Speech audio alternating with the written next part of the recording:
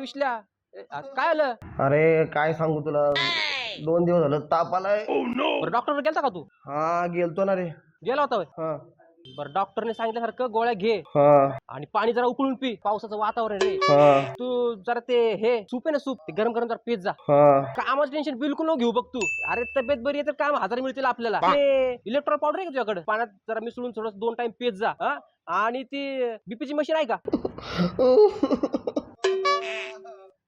विश्ल्या काय आलं? तुझ्यासारखा मित्र सगळ्याला मिळो, सगळ्याला.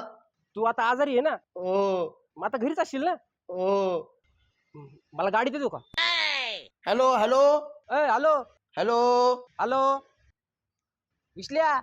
मित्र बनला महे गरजा सारखा